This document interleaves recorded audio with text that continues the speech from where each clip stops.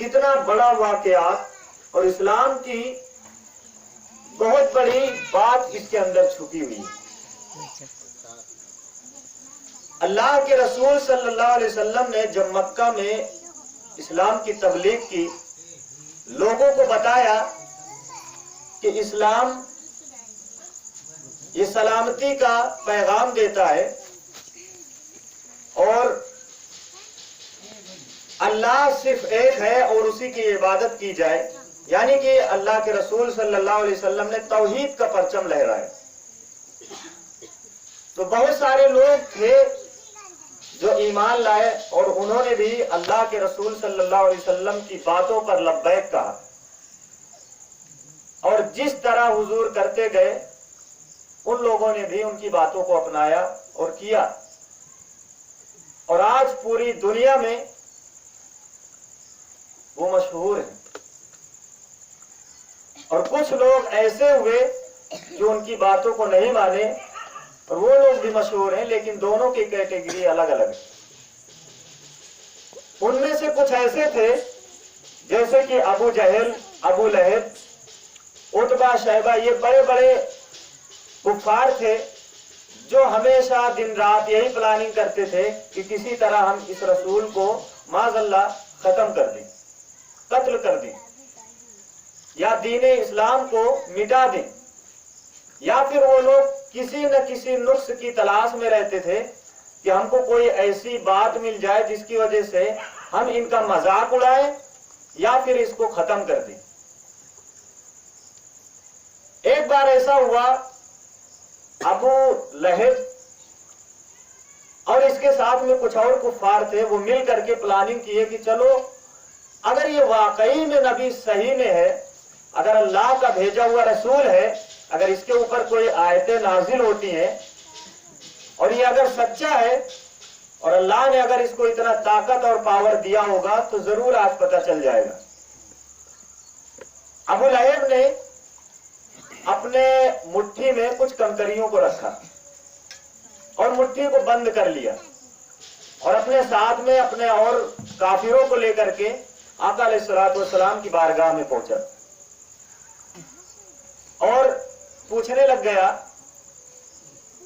یا محمد صلی اللہ علیہ وسلم، یہ بتائیے کہ میرے مٹھی میں کیا ہے؟ دل ہی دل میں خوش ہو رہا ہے کہ آج تو میں نے ان کو پھنسا دیا، لیکن اسے کیا خبر تھی کہ یہ وہ آقا ہے جو اس مٹھی کو نہیں بلکہ ساری کائنات میں ہونے والے کارنامے کو، ساری کائنات میں جو کچھ بھی ہو رہا ہے ہر چیز ان کے نظر کے سامنے۔ آقا علیہ الصلوۃ والسلام نے مسکرا دیا اور فرمایا، اے ابو لہب، ابو جہل، میں بتاؤں اس مٹھی میں کیا ہے یا یہ مٹھی میں جو ہے یہ خود ہی بتا دے کہ میں کیا ہوں؟ اللہ اکبر کبیرہ، مٹھی میں جو کچھ تھی اسی وقت ابو لہب نے کان لگا کر کے سنا تھا لا الہ الا اللہ محمد الرسول اللہ کی آواز آ رہی تھی۔ تو شاعر اسی کو اپنے شاعری میں نقش کر کے پیش کرتا ہے کہ یہ معجزہ رسول خدا نے دکھا دیا، خدا نے دکھا دیا، یہ معجزہ رسول خدا نے دکھا دیا، خدا نے دکھا دیا، مٹھی میں کنکری کو بھی کلمہ پڑھا دیا، کلمہ پڑھا دیا، مٹھی میں کنکری کو بھی کلمہ پڑھا دیا، کلمہ پڑھا دیا۔ اور اگلا شعر سماعت فرمائے کہ راہ خدا میں دیکھ خدیجہ نے مال و زر، خدیجہ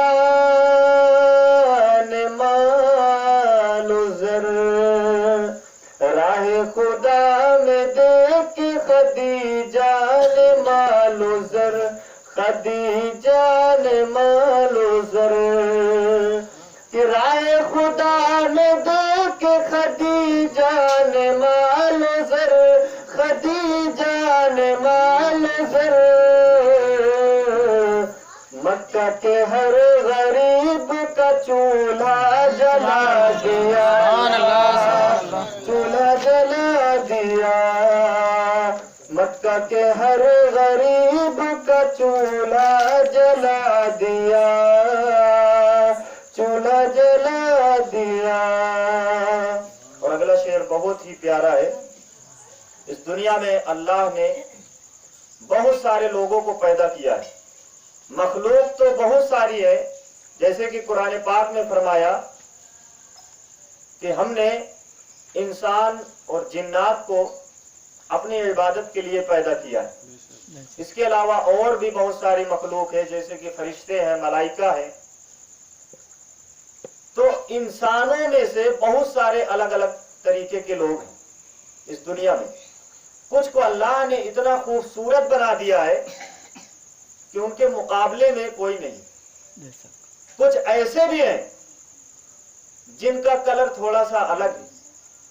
یعنی کہ ہر کسی کی الگ الگ پہچان ہے۔ ہمارا رب وہ ہے کہ جس نے اتنے انسان کو پیدا کیا ہے، پھر بھی کوئی ایسا انسان نہیں ہو سکتا ہے کہ جو دو انسان ہو اور دونوں کے اندر، دونوں کے چہرے میں، دونوں کی ہتھیلی کی نسوں میں ایک ہی جیسا ہو، کچھ نہ کچھ فرق ضرور ملے گا۔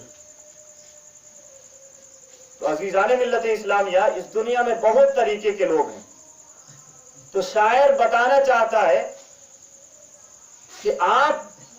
کو اللہ نے جیسے ہی پیدا کیا ہے، جیسے بنایا ہے، آپ اپنے اندر گھمنڈ نہ کریں، آپ اپنے آپ پر فخر نہ کریں، بلکہ یہ سوچیں کہ ہم سے بھی بڑا کوئی ہوگا۔ آپ اپنے نیچے والوں کو دیکھیے، آپ ان کو دیکھیے کہ جن کے ایک ہاتھ نہیں ہے۔ آپ سوچئے کہ اللہ نے ہم کو اتنی بڑی نعمت دیا ہے کہ ہمارے دو ہاتھ ہیں۔ جس کے پاس پیر نہیں ہے، آپ سوچئے کہ ہمارے پاس اللہ نے دو پیر دیے، اتنا بڑا مہربان ہے پروردگار عالم۔ تو اس دنیا سے، یعنی اس دنیا میں بہت سارے لوگ ہیں، الگ الگ طریقے کے لوگ ہیں، اور وضاحت کے لیے صحابہ کرام بھی ہیں۔ صحابہ کرام کی زندگی ہمارے سامنے ہے، وہ بھی بتانا چاہتے ہیں کہ اگر آپ کے اندر ایسا